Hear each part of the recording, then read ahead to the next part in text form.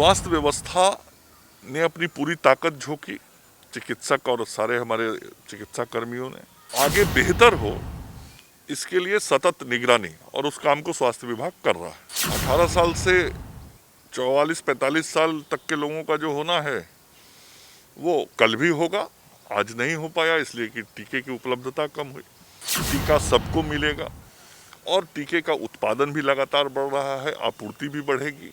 नमस्कार, आप देख रहे हैं लाइव सीरीज़। मैं हूं आपके साथ शिवम। पूरे बिहार में लॉकडाउन लगा हुआ है। ऐसे में जो कोरोना संक्रमण के दर हैं उसमें काफ़ी गिरावट भी हुई है और रिकवरी दर जो है वो बढ़ भी चुका है। इस वक्त हमारे साथ बिहार के स्वास्थ्य मंत्री मंगल पांडे हैं, हम उनसे बात करेंगे।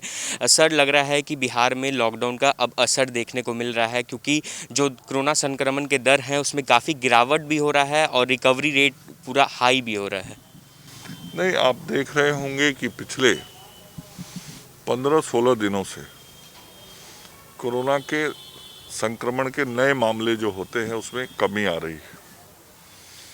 और एक समय बिहार में इस महीने के शुरू होने के पूर्व कुल एक्टिव केस 1,15,000 तक चला गया था और पॉजिटिविटी रेट 16% के आसपास चली गई थी। लेकिन अब वह घट के 60,000 के आसपास आ गया है।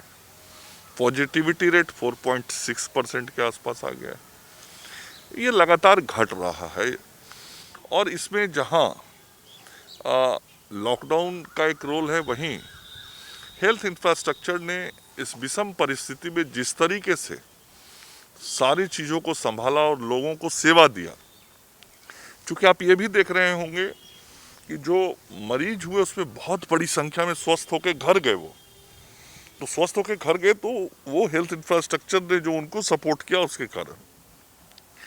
तो स्वास्थ्य व्यवस्था ने अपनी पूरी ताकत झोंकी, चिकित्सक और सारे हमारे चिकित्सा कर्मियों ने, हमारे पदाधिकारियों ने, और आम जनता का जो सहयोग मिला इस लॉकडाउन में, और इसके कारण कहीं ना कहीं चेन को तोड़ने में सुविधा हुई, लोगों का मिलना जुलना कम हुआ, तो संक्रमण की दर में कमी आई है।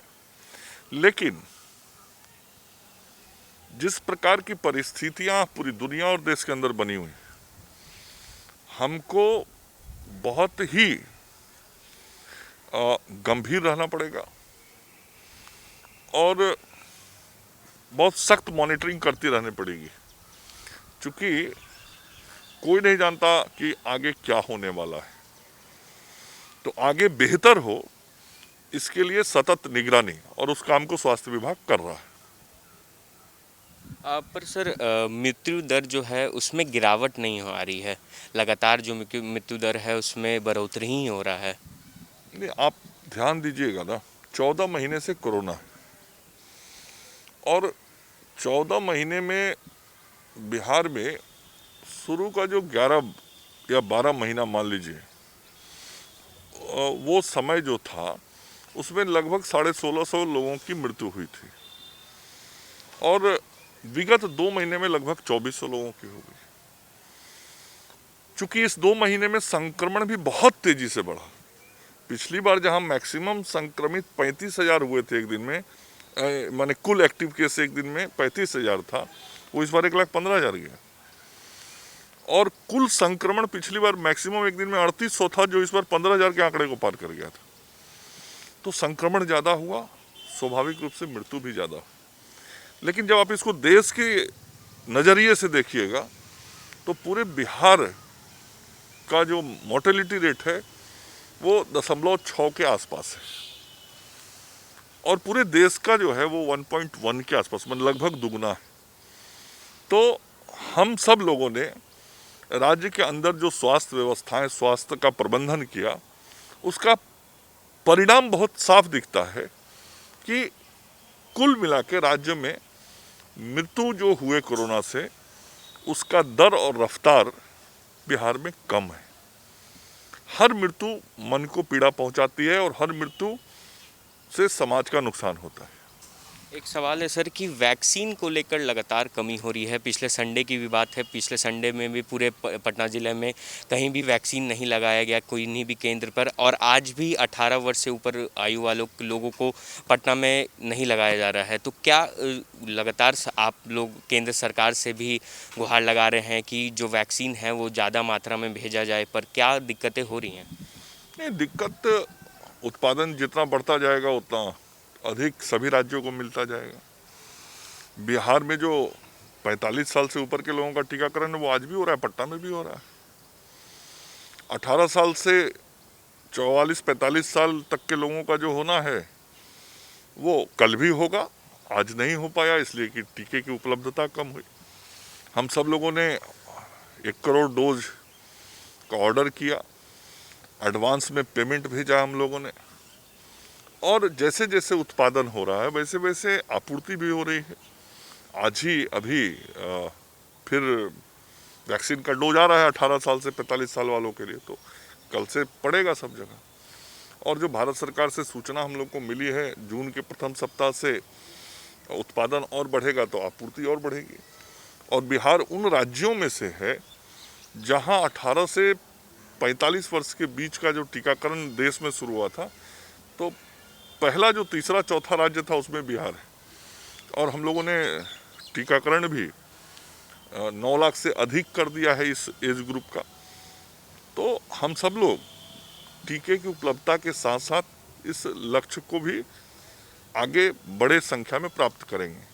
जिस तरह से सर संक्रमण का दर घटा है और वैक्सीनेशन का जो काम है वो लगातार किया जा रहा है, ऐसे में जो बिहार के युवा हैं वो बढ़ चढ़ के हिस्सा ले रहे हैं, लगातार केंद्रों पे जा रहे हैं, वहाँ पर टीका ले रहे हैं, तो उन युवाओं से आप क्या कुछ अपील करना चाहेंगे? नहीं, जो व्यवस्था बनी है उस व्यवस्था का अनुपालन करना चाहिए। पोर्टल पे जाके जो अपना रजिस्ट्रेशन कराना है, स्लॉट बुकिंग करना है, और स्लॉट बुकिंग होने के बाद जो आपका स्थान और समय तय होता है वहाँ आप उस स्थान और समय पे जाएं, सोशल डिस्टेंसिंग का ध्यान रखें। और हम सब लोगों ने ध्यान रखा है कि एक जगह बहुत भीड़ नहीं लगे, इसलिए जब से ये 18 से 45 वाला टीकाकरण शुरू हुआ तो माननीय मुख्यमंत्री जी के निर्देश पे हम लोगों ने कई नए केंद्रों पे इसकी शुरुआत की, जिसमें कई विद्यालय हैं पूरे राज्य के अंदर, ताकि जहां जांच और उपचार हो रहा है उससे अलग टीकाकरण हो। तो ये काम हम लोग पटना में भी कर रहे हैं और पूरे राज्य में कर रहे हैं। तो मेरा युवाओं से यही आग्रह होगा कि युवा इन सारे नियम, कायदे, कानून को कोविड प्रोटोकॉल के तहत पालन करें। एक आखिरी सवाल रहेगा सर, ग्रामीण इलाकों में अभी भी जागरूकता की काफ़ी कमी है, वहाँ पे जो लोग हैं वो डरे हुए हैं। लोगों का कहना है कि वैक्सीनेशन का जो प्रक्रिया है वो नहीं होता है गाँव में। ऐसे में बिहार सरकार ने रोड मैप क्या बनाया है ग्रामीण इलाकों के लिए? ये देखिए, जितना प्रचार प्रसार हो रहा है, कोई भी मोबाइल, आज तो मोबाइल लगभग लोगों के पास है, आपके भी मोबाइल की घंटी बजेगी तो कोविड से ही शुरू होगा। और ये भारत सरकार पिछले 1 साल से कर रहा है।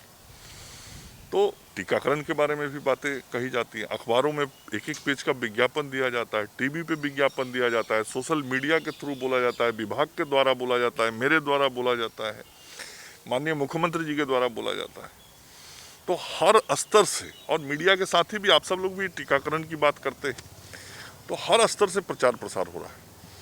तो मुझे यही कहना है सभी लोगों से कि टीका सबको लेना चाहिए, 18 साल से ऊपर के जो लोग हैं, जो व्यवस्था बनी है उस व्यवस्था के अनुरूप लेना चाहिए।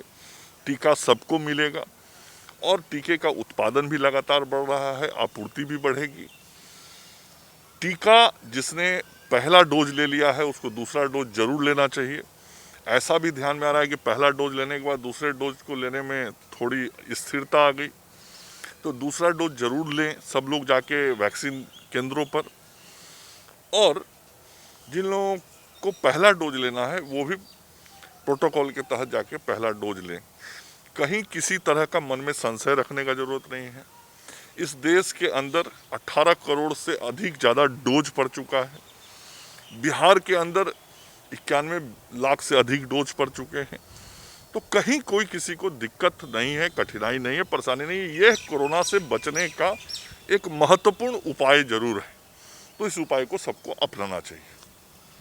तो ये थे हमारे साथ बिहार के स्वास्थ्य मंत्री मंगल पांडे, जिन्होंने साफ तौर पे बताया कि किस तरह से बिहार सरकार और स्वास्थ्य विभाग हर एक कोरोना को लेकर जो कदम उठा रही है, लोगों के बीच जागरूकता अभियान भी चलाया जा रहा है। और साथ ही साथ इन्होंने ग्रामीण इलाकों के जो लोग हैं उनसे यह भी कहा है कि वो भी बढ़ चढ़ कर आगे आएँ और जो कोरोना का टीका है वो अवश्य लें। कैमरामैन अनुपम के साथ मैं शिवम, लाइव सिटीज़ पटना।